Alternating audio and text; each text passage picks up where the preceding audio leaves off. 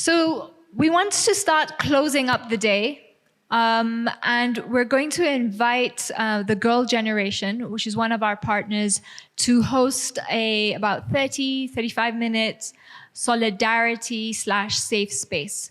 So we recognize in the last 2 days we have had we've heard very impactful stories. They've also been very heavy to listen to some of the stories that we've shared on SGBV in our communities.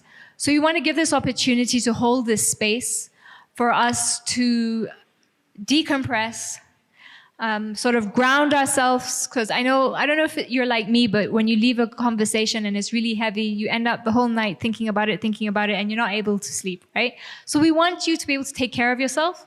And so we have put in this, the Girl Generation will be hosting for us this space for us to reground ourselves, to recenter ourselves, to recognize all the stories that we've heard, to also give you a space if you'd like to share some more before we go into the closing. So I'd like to hand over to the Girl Generation to take us through this session.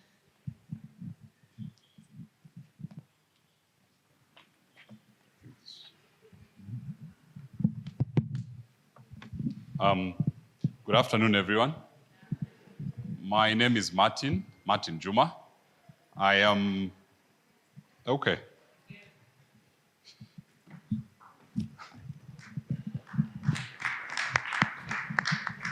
Yeah, my name is Martin Juma. I am a safeguarding lead and emotional well-being specialist. I work with the Girl Generation. And I'll walk you through briefly what we do at TGG in terms of self-care, right?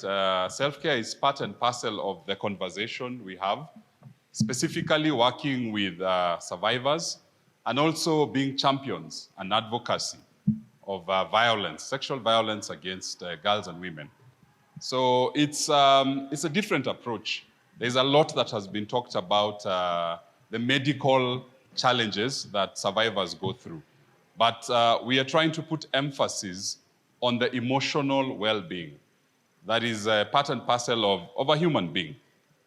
We, in many ways, try to ensure that each of our programs has an element of self-care and a discussion around emotional well-being.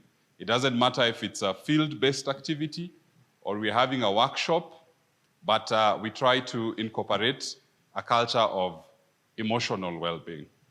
And when we talk about emotional well-being, we look at the person, the elements that make the person. So your personality, your relationships, people that you engage with. I know many people who are working in specific organizations, not because of the benefits, but just because of the emotional well-being surrounding that environment. So it's quite key. And as frontline persons in the work that we do, it's very important that you take care of yourself. So we usually have an important phrase at TGG that says, it's impossible or it's very difficult to draw from a cup that is empty. So you need to fill your cup so that when you go out there and people keep drawing from you, you have a cup that is full to be able to take care of those that you work with. And at TGG, we have specific programs that empower girls and women to ensure that they're able to be emotionally sound for themselves, but also for the women and girls and champions that they work with or for. We have a specific program. We call it the SLT, Survivor Leadership Training. And this program is quite intense. We've had it it's been running for the last 2 years. It's a very intensive program, and we focus on survivors. We ensure that they are able to tell their story in a way that is not going to be harmful to themselves, but also to those who they work with. Everyone has a story, and how you package your story determines a lot on the impact that it will have on you.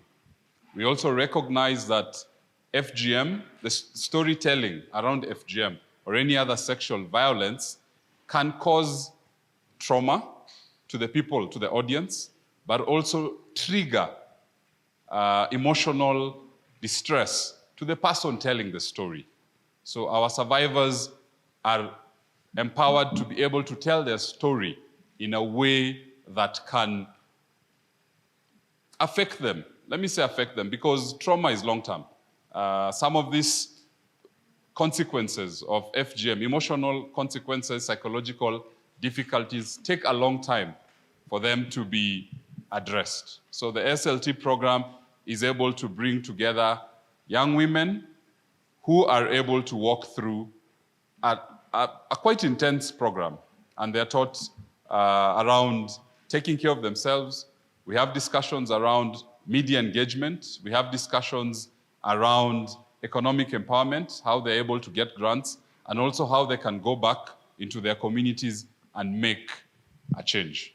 So I'll try as much as possible to use the little minutes I have to be able to just showcase one or two things, and then we can walk through a bit.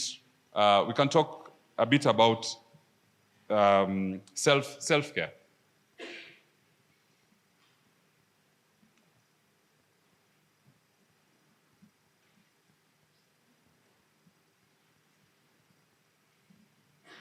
So I'd like to introduce a very special person. I know we had discussed about a video to run during the presentation. I don't know, Anne, if you were able to get that. Okay, good. So I'd like to introduce a very special person to us. She's called Sarah. I'm sure some of you might have bumped into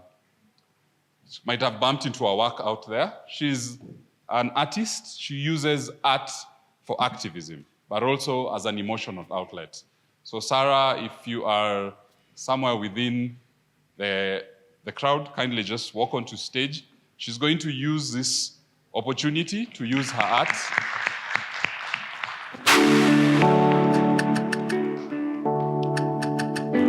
She's going to use her art for activism. So just, she's going to do a special piece.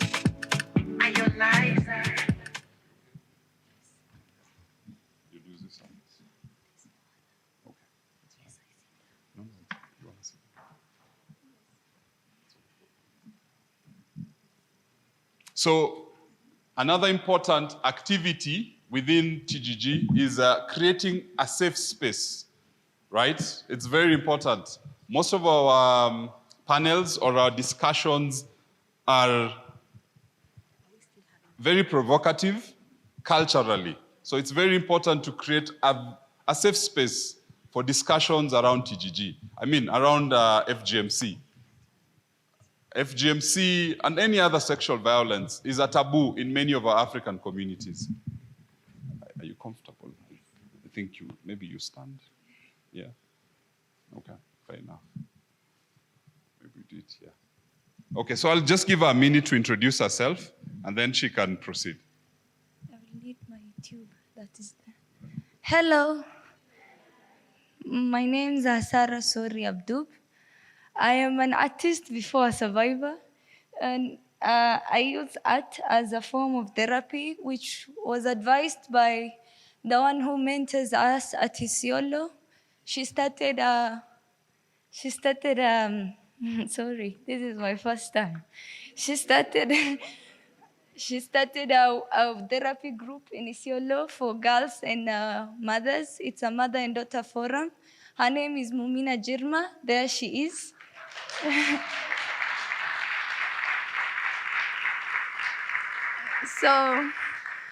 So in Isiolo, she's trying to show us that things like drawing and fun activities can be used as a therapy, and also she empowers us to get economic like ways to make money through our talents. So for me, I'm going to draw something here which represents how I have felt through coming here, but also I have some pieces I came with to show our story as the women and the daughters and mothers in the Women Rising Initiative.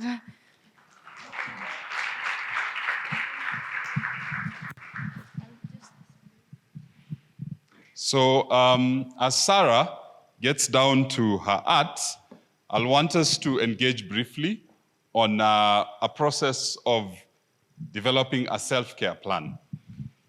It's very important that we understand that self-care has different components, right? And the components are part and parcel of our whole being. We're emotional beings, and it's very important to take time to take care of yourself. Many of us are caught up in the rat race, especially those who are in the front line. You end up spending so much time in the community and forget about your very important functions. Socially, emotionally, spiritually. It's very important to mention that. Physically, this is also important. And also intellectually. There are many examples of people who are in the front line and they have difficulties with their own families and they're not able to take care of them. You have children, you have a relationship going on, but you're not able to create time for them because you're in the front line. So it's important to focus on this. Some organizations are very intentional. They have what we call emotional or well-being policies, right? They have well-being days. They ensure that you take leave, but some organizations do not have such privileges. So it's important that the leadership and the culture within any organization makes it intentional that self-care is part and parcel of your policies and part and parcel of what you do. First and foremost, I'll want to mention physical intervention in terms of emotional well-being is important. I know some of us are quite keen on your exercise or workout routine or have something going on. Recently, I was talking to someone and she told me her routine is hiking. So every weekend, she takes time to go out and just do a hike. It could be within a small hill, a small trail, and something else. But it's quite important. If you can access a gym, easy way out is walking, jogging, or anything. But it's very important that you take time to ensure that you're physically fit. Secondly, you can get into what we call journaling. So journaling is a low-hanging fruit, which is quite popular, I'll say, with the FAIR agenda. I think men struggle with journaling, as it were, but most women I know spend a lot of time writing down their thoughts, writing down their emotions, and being able to reflect. So you can reflect on a daily basis or monthly or whatever period. But it's very important that you can write down your thoughts and your emotions. This is quite important. And I know people who have written journals for 10 years, 5 years, they have boxes and boxes of their journaling books.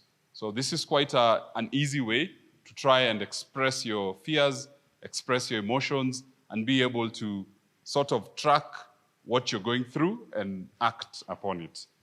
Then this is also important. As much as you are working within a very difficult space, keep friends, have a social life. I know we've been interacting here. We've made new friends within the same space. So it's very healthy to be able to continue some of these friendships. And I really appreciate such a platform like the Nalafem. It's a way you can create new friendships, new relationships within the space that is safe, space where people are speaking of the same thing. So it's important to continuously keep your friendships. It's a low-hanging fruit, I know, but we also have toxic friends. So it's very important to choose who you engage with. So there's something we also call positive coping mechanisms. So avoid the negative coping mechanisms and then keep the positive coping mechanisms. At this point, I don't know if we can just share a few examples of negative coping mechanisms that we know. It's a safe space, so go ahead, yes? Do it's yeah, she's going to show it at the end of the present. Yeah, yeah. So it's a surprise. So just any examples of negative coping mechanisms? Drinking. Is drinking a positive or a negative coping mechanism? This is a... or drinking what? Sorry? Okay. Okay.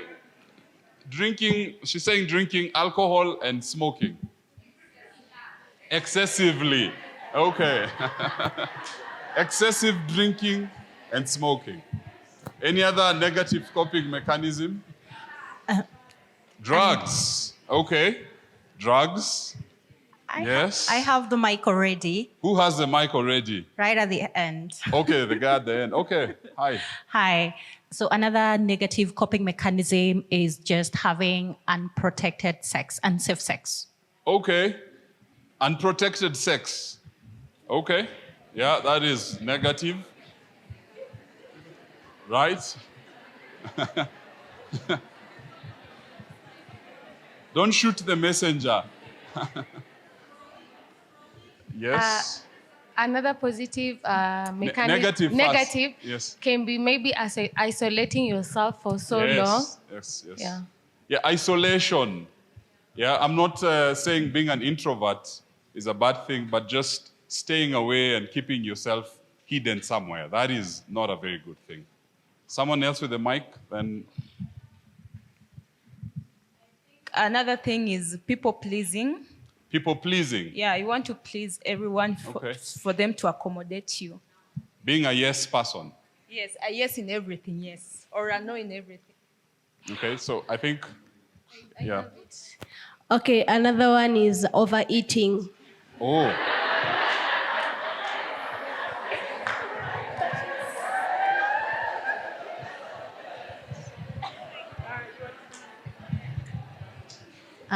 I think another one is hyper-independency. Sorry? Hyper-independency. Hyper-independency. Yeah, you know, there's the independent woman. Then when you're trying to cope, you now become the pro max of it. Okay. Yeah. Pro max independence. There is one, she's mentioned that under-eating, the opposite of overeating, is under-eating, right? So that can be a negative. Then lastly, we have a hand at the back, so go first. One cutting themselves. Oh, like slashing yourself. Yeah. Yes, yes. That is actually very dangerous. It can lead to death. Another coping mechanism, a negative one, is being quiet to yourself, not speaking out. Just being quiet. Yes. And not speaking out. It's a negative one, yes. Okay. So it can lead to suicide, depression, you never know. So you're encouraging people to share? Yes. Okay, to share them. To speak out. To speak out. Yes. Okay, lastly, yes. Is to refer every situation with your bad situation. Every time is to make reference of your past. Or referring back. Yeah, to referring for your past situation. Okay. Every time you have a situation, you refer for your last situation who was shocked you.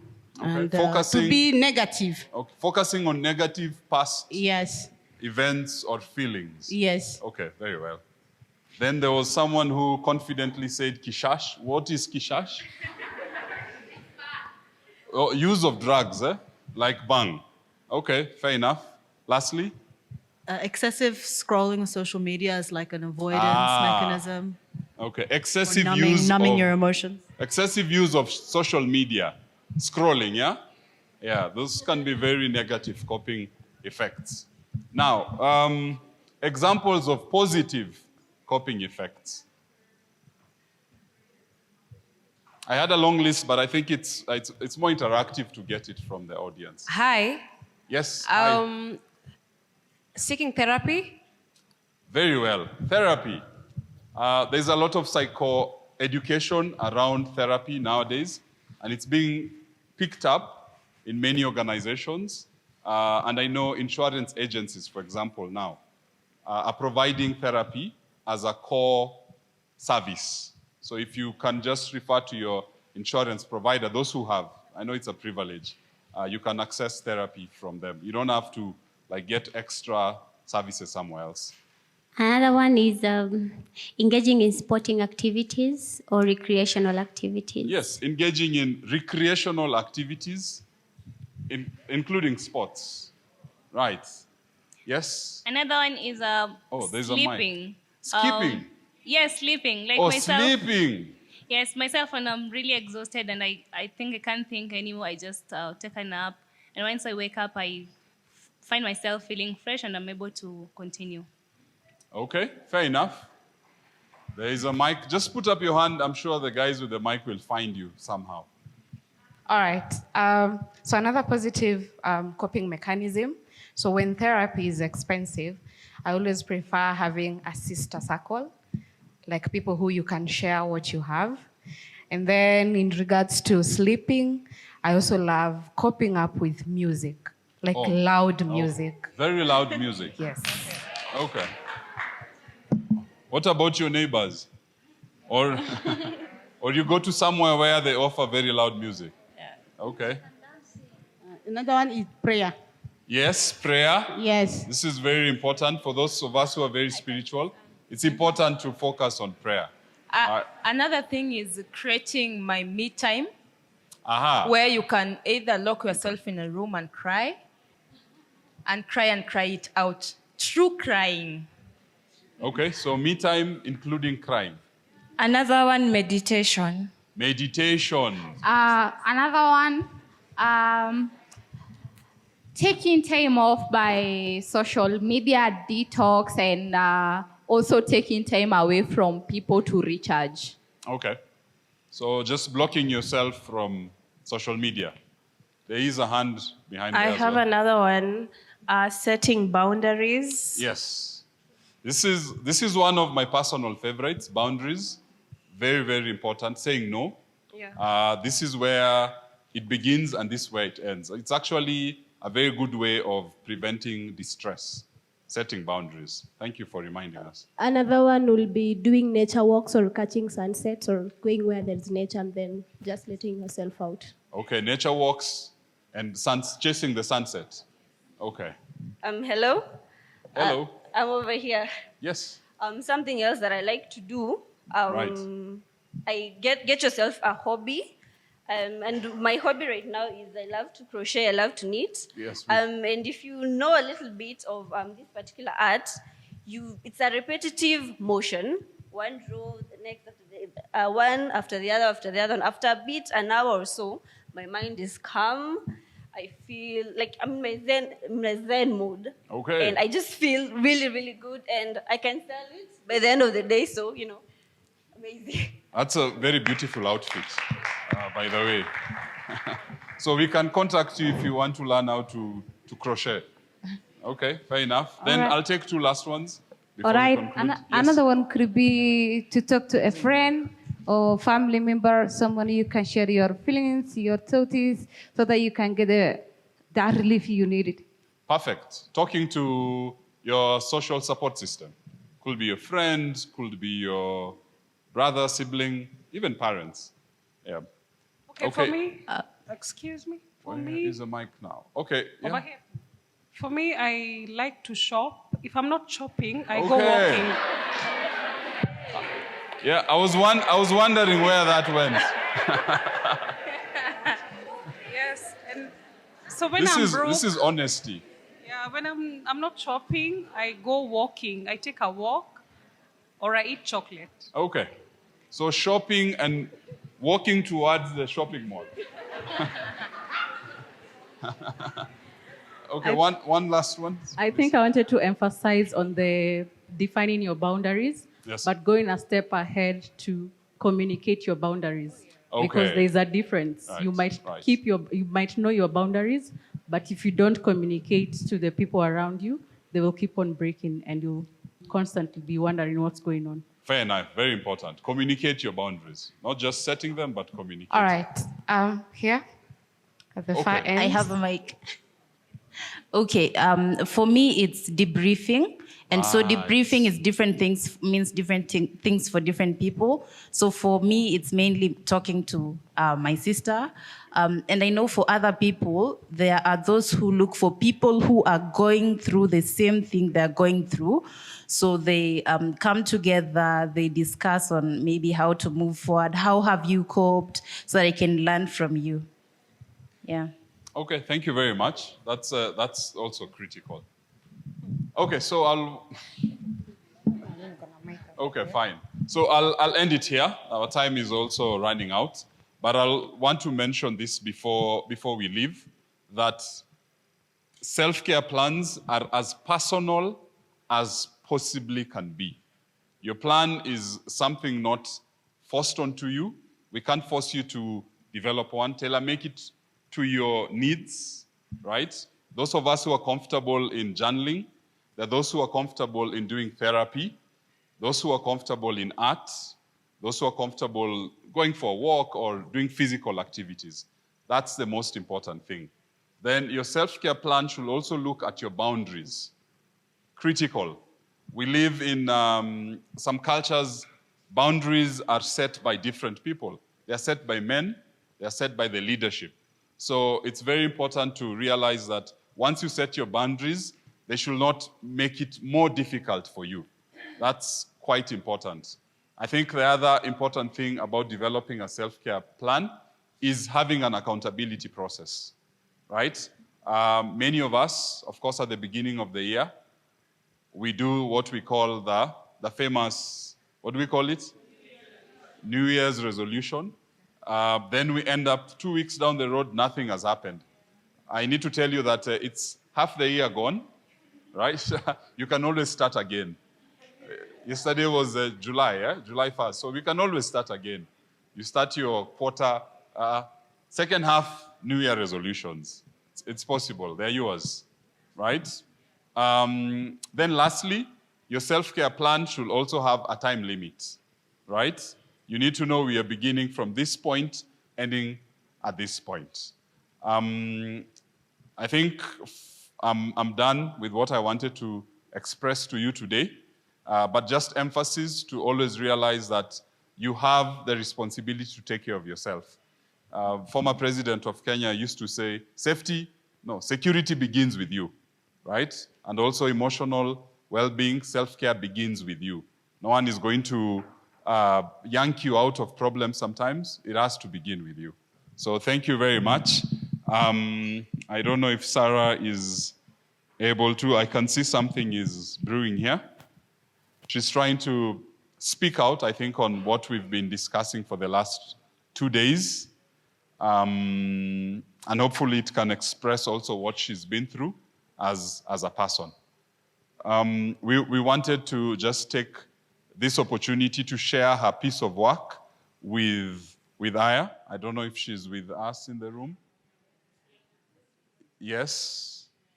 So we will want to present to you. Yeah, please come up. It is as if, but not quite. I can see.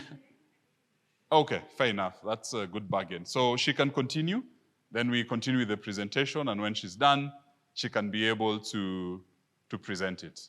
Yeah, so thank you so much, everyone. I hope you create time and space for yourself. Good day.